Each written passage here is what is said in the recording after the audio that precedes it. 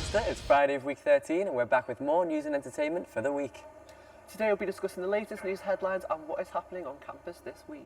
Hi, and how are you doing today, Patrick, anyways? I'm not too bad, thank you, Ben. How about you? I'm doing all right. I feel a little bit different. You Yeah. notice there's a bit of a change in scenery. Oh, it is a bit different. Can you believe it? Yeah, just a slight subtle Just difference. a slight subtle change. I don't know if you'd noticed. I feel like we still got a sofa though, and that's what Yeah, matters. exactly. I feel like we're closer though. More It's intimate. people, more intimate, as the show should have been in the first place. Exactly. I thought you were going to talk about your socks then, because you were saying before Oh about your yeah, blue should I bring them up? socks. Yeah, bring it up. Okay, right. I've got blue socks on today because I haven't done my washing, and I'm not a big fan of wearing blue socks. No. I'm usually a black sock man. Oh. Yeah, so I've decided to switch it up because Yeah. I had no other choice. And that's my anecdote for the day. Well, thanks for tuning in. That's great. We will later be joined in by Sam Possible, who will be discussing the goings on at Balerig FM. Stay tuned for Good Morning Lancaster.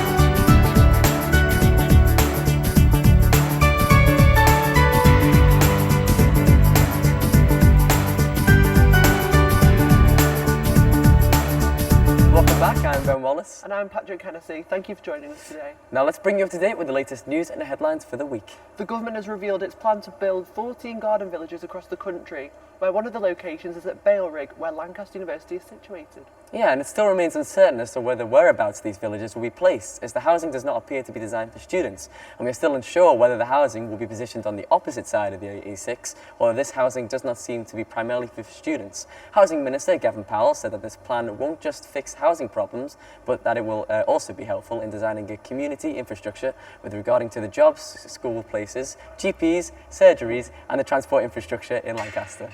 Although this development might create the assumption that the university has not welcomed this programme, University Vice-Chancellor Mark E. Smith has said that the university is pleased to be working in close partnership with Lancaster City Council to develop a master plan for this exciting garden village opportunity for the Lancaster community. Oh. And also this week, the View Cinema in Lancaster Town Centre has been reducing the cost of its tickets due to concerns over its future. Gosh. Yes, the price of the tickets has been dramatically cut down from its original £10.79 to now £4.99 for every film on every day at the cinema. This discounted price applies at off-peak times and to children, adults, teens and senior members. However, if you still want to enjoy VIP and upgrades, sadly those additional charges will still apply. And this price reduction has not just affected the Lancaster branch of View, as it has been said that this reduction has happened in branches such as Barrow, Birkenhead, Hartlepool, Hull, Lancaster, Merthyr and Thanet. And I apologise for my terrible pronunciation of English place names. Just sort of copied and pasted. I know, I mean, I wasn't sure. At least it wasn't, I was going to say Leicester then. At least it wasn't Leicester. Yeah. So, Patrick, Yeah. I think while we're here, and this is something that we don't usually do, No. I feel like we should say something, about our week. Yes. Have you done anything spectacular? Oh, let's think about this week. Well, not really, no.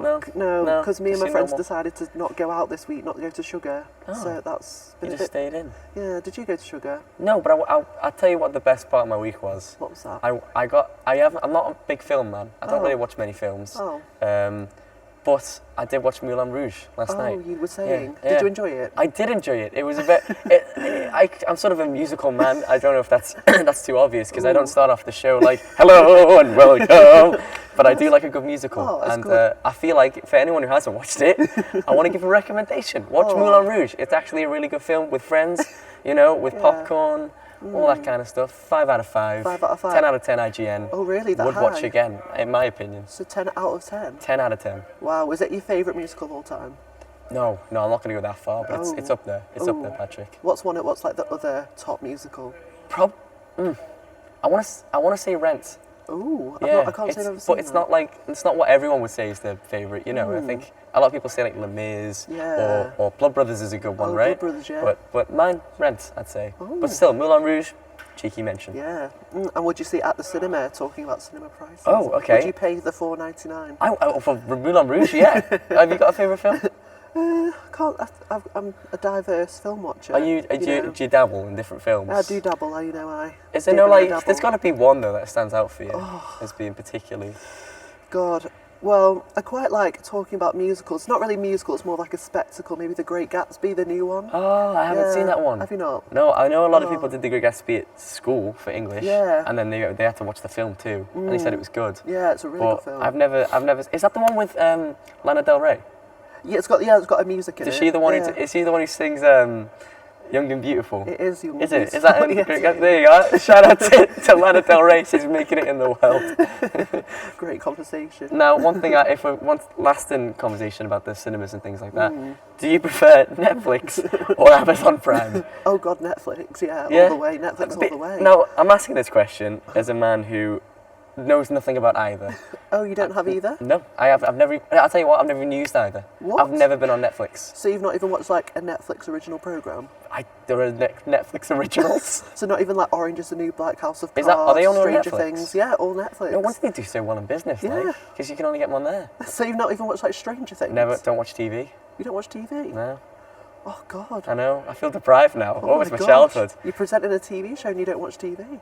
Oh yeah. God, this is risky, isn't it? paradox. I don't even know what TV is. How are people watching us? Well, I'm shocked. I'm not going to lie to you. I'm a bit shocked. Well, you know what? I'll make up for it in future. I'll come back next week and I'll let you know. My mate's got a Netflix account. Yeah, get a 30-day Netflix trial. I feel like we're being sponsored. Yeah. Sponsored by Netflix. Yeah, I'll give it a go. Patrick. Oh, and I appreciate the support for my dabbling in the movie and It's TV all world. right. I'm glad that we've talked about this. I'm glad. Yeah, I think it's the sofa intimacy has helped. Yeah. Thank you, Patrick. It's all right, Ben. Yeah. Cheers. Oh, that means a lot. That's all right. Well, back to the news. And finally, in this week's news, in honour of celebrating LGBT Plus Week at the university, photographer Tom Dingley paid a visit to present an exhibition of his project entitled Outcome. Outcome is a photography project which contains portraits of gay, lesbian, bi and transgender individuals from a variety of backgrounds holding a picture of themselves as a child to offer support to LGBT individuals who are on the cusp of coming out. We were both lucky enough to interview Tom whilst also having a look at the exhibition, so let's take a look at our interview. Yeah.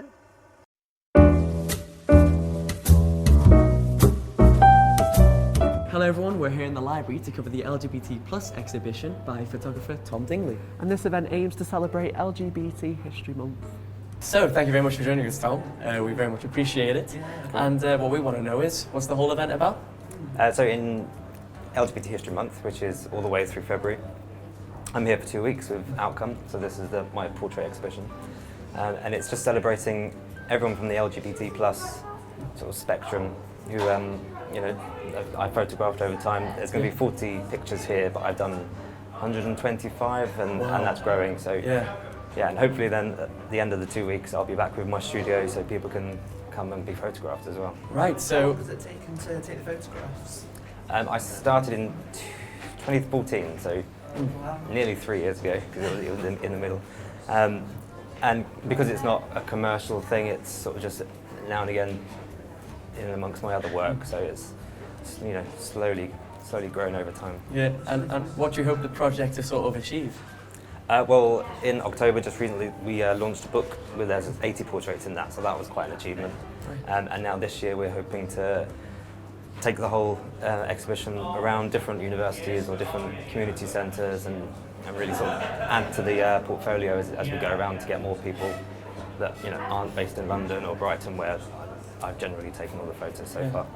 And what do you hope for people to sort of take away from looking at your obviously portraits? Well, primarily I started the project as a way for young LGBT people who are on the cusp of coming out, or just coming to terms with their identity, that it's a book or a portfolio, an exhibition of role models for them, that they can see it does get better, that you grow up, you get past that sort of fuzzy adolescent coming out stage, and you become who you become, and you can do what you want to do, and there's no stereotype you have to follow, and you can follow your dream and all that kind of thing.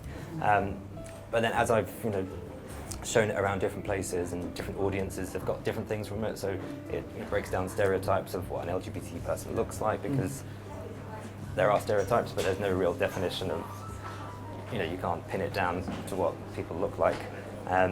so it's just to show, you know, a straight audience or an older generation that there are LGBT people everywhere and, you know, in all parts of the community. And, you know, it just helps people to broaden their horizons, I think. Is that the point? Sorry, is that the point of the pictures, like them holding their younger selves in comparison to their older selves? Yeah. So when I started it 2 years ago, it's kind of like the notion that young people don't look past the next 2 years. So like GCSEs are 2 years, A levels are 2 years. Your degree, the first year, doesn't really matter. Young people don't look past 2 years, or they don't think they're going to become an adult. They think it's something in, you know, the far distant future. So it's just to hit home that you do grow up and you do become something and you do get through that stage. And it's fun for everyone to see if people still look the same and, you know, see how much they've changed. And have you learned anything from actually doing this event? I've learned that just follow your dream. You know, if what I put out for it is that you just go for it. Before I did this, I didn't really do much portraiture. I was more sort of product-based, landscapes, things that didn't talk back to you. So I've learned as a photographer to do portraiture, and now I love it. I love interacting with people and finding out their stories, and so I've grown as a photographer myself. Yeah. And have you done much work actually within the LGBT community before? Not really, no. This is my sort of first LGBT-based project. It sort of felt right for me at the time. It was, you know, I think I set myself the target to do more portraiture than I needed a concept, because that's just how I work. And it just come to me to break down stereotypes, and I added the childhood photos, so it's like a snowball effect of ideas, I know you've got quite a large range of people in all types of occupations, and how did you get in touch with all these people? And at first it was just through Twitter. Oh, nice. Wow. And luckily, being based in London, there's quite a big gay scene, and it's very easy to just talk to people. But obviously at first it was a lot of models, dancers, musicians, people in the creative sector that don't mind having their picture taken or up for, you know, projects like this. So then after time I needed to then target different groups, like sports groups or emergency services. So then I started writing to particular groups and just sort of asked for anyone to get involved. And some people had to get permission, like the policewoman.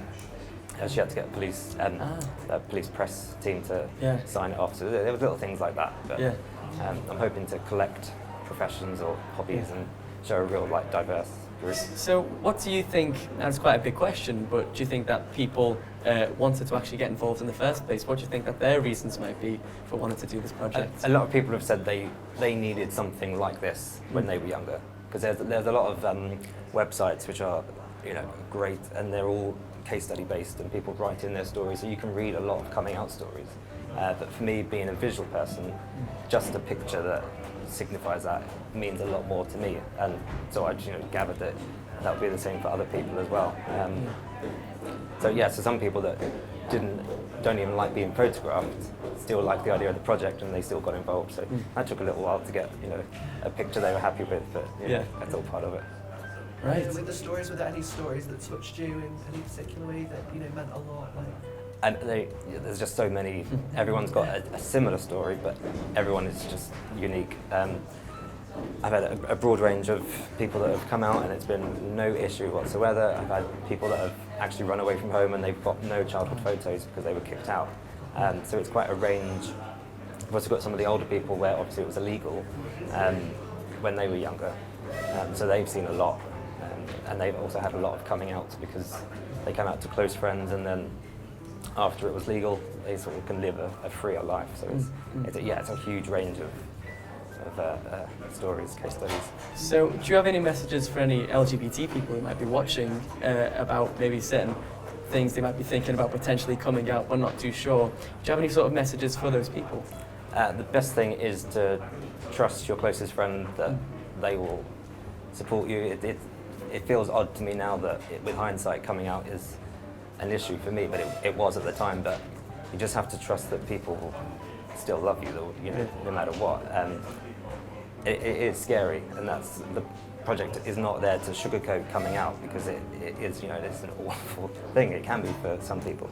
But it's just to say, be brave, because it does get better. You do get past that stage, and if it's not so good, there are still all these people that have gone through what you've gone through, and at the end of the day, there is a community that you can be part of, and you can create your family if you need to.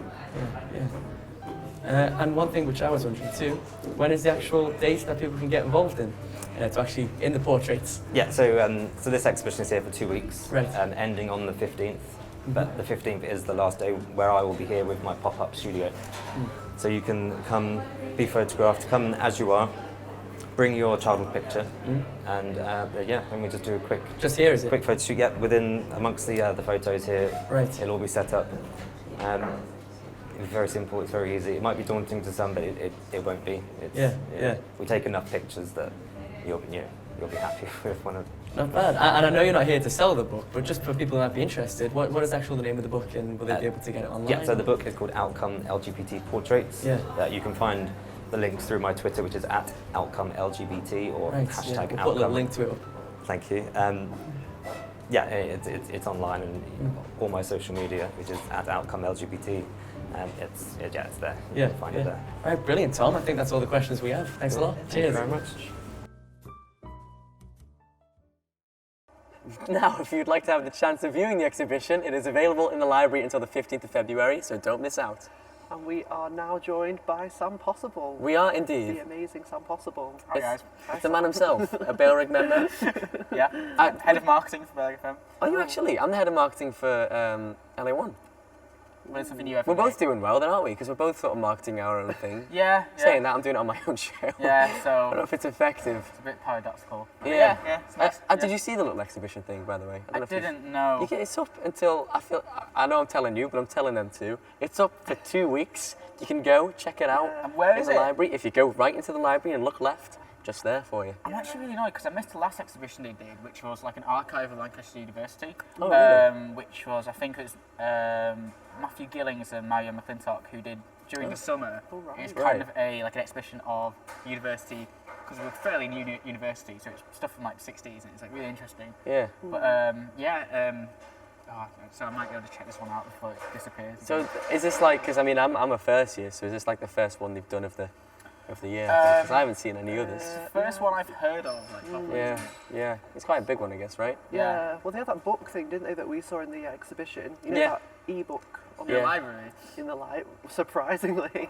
Like, Yeah. oh, what? It's cool though, isn't it? How it like flicks and. Yeah. I don't mean to sound like an old man, but technology, guys, it's cool stuff. It's pretty cool, isn't Yeah. it, Sam? It is, it's fascinating. It's, I think we take it for granted. I was sure this wouldn't be around if it wasn't for it, you know. Yeah. So Sam, Yes. you are of course the head of marketing for Bailrig FM, and of course you're the university's mascot for the Mascot? radio station. Mascot, yeah, you're the Well, mascot. because I've seen your face around the station a lot. I think a lot of people. I mean, I know it's odd Yeah. saying you see someone's face for the station. You but also know around County JCR you're the as voice well. for the station. Yes, I just finished my term as County JCR Media and Comms Officer. Oh, really? Yeah. Does County have a bar?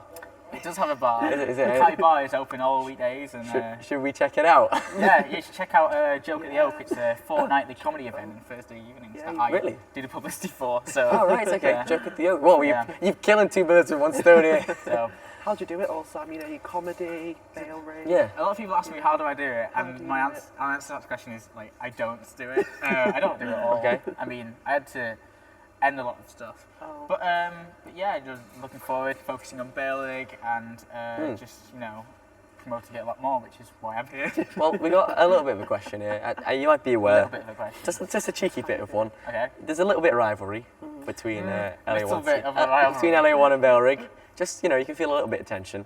Now, of course, do you know of this little tension, and do you agree with it? I've heard rumours really, but I think it mainly stemmed from LA1 TV's station manager, Ben Kay. Yeah. Just basically Is he starting the- rumours? bullying Bailrig essentially. Really? What kind of stealing things our has he been stuff saying to... and stealing our stuff and just basically generally causing trouble within the radio station. Yeah, well, I hear Bailrig is full of non-nice people, so Non-nice people. take that. Could you quote anything Ben Kay has said to you that Yeah. has personally upset you? He hates Yeah? television. Oh. So I said that too. Yeah, he's only is doing Ben this thing. as a career move.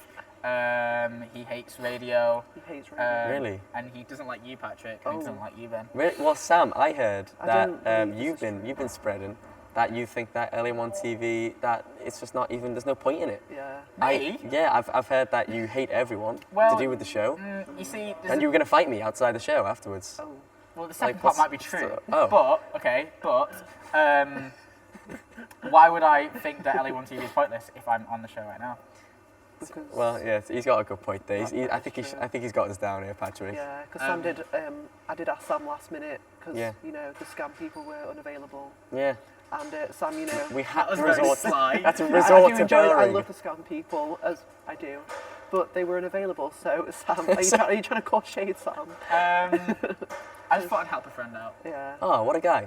So, Yeah, so- of course, being in Bellering, maybe not everyone will be too aware, but do you want to tell us a little bit about it and sort of what your shows have to offer? Yeah, so Bellering FM is Lancaster University's student radio station, and we basically we allow our members to be trained and have their own shows and do what they want with the show, as long as it's within Ofcom regulations. So anybody can join. Oh, And we provide training for you. We give you your own time slot if you're free during the time you only do your show. And Yeah.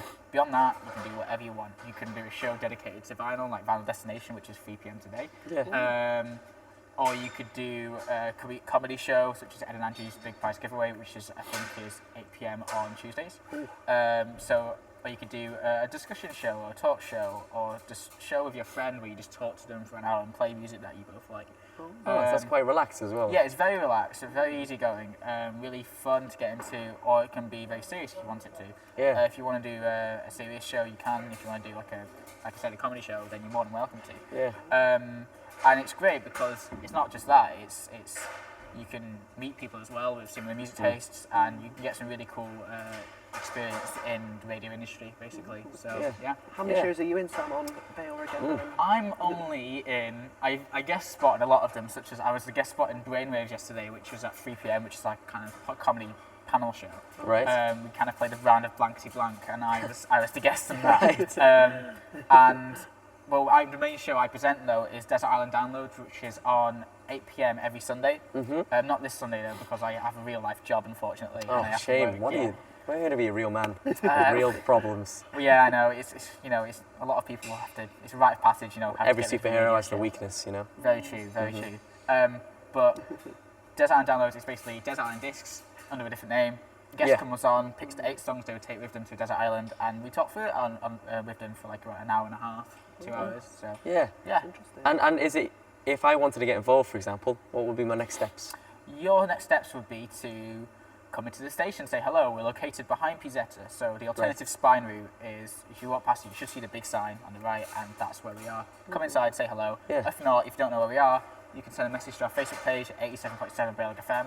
Please like it and Yeah. get in touch, and somebody will be more than happy to talk to you about it. So, Oh, that's brilliant. Thanks a lot, Sam. I appreciate that. no worries. Yeah, thank you for joining us today, Sam. fine. And at the last minute.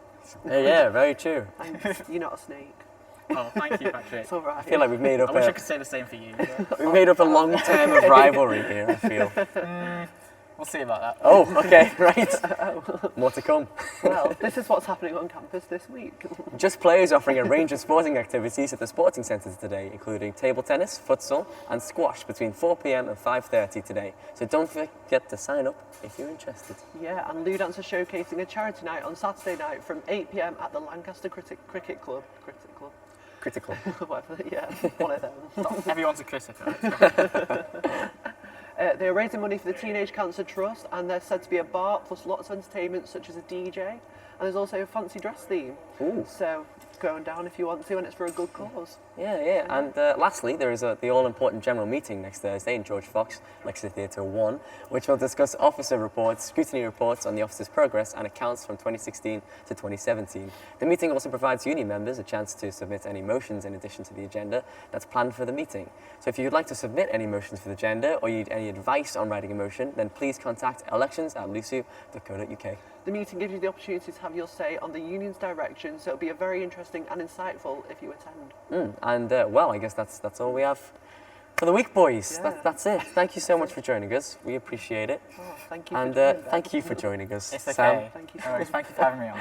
No worries. Oh, and before we end the show, we do have a little teaser trailer coming up of the theatre group in Lancaster, and we'll be discussing more about their news story next week. So thanks for watching. Enjoy the trailer, and we'll see you next week. Bye bye.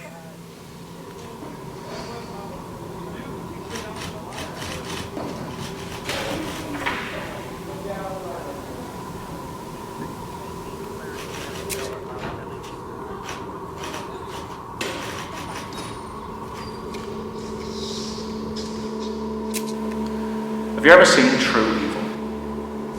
Not the kind you read about in books. The kind you see in motion pictures. Not the horned devil your brother told you about. See, I doubt any of you have ever seen true evil. Not the kind that comes at you with a smile. The kind that comes and says he's come to save you. See, I knew a girl who met true evil in the guise of a man she called Jesus. But you might know him better as Charles Manson. Let me show you something in this court. Let me show you a demon in a man's body that seduced a girl to murder the innocent. Let me show you that anyone can be molded into a monster. Will you too begin to sympathize? Will you believe his silver-tongued lies, or do you doubt the power he can have over you? Come and see. When you stared into those black eyes like I have,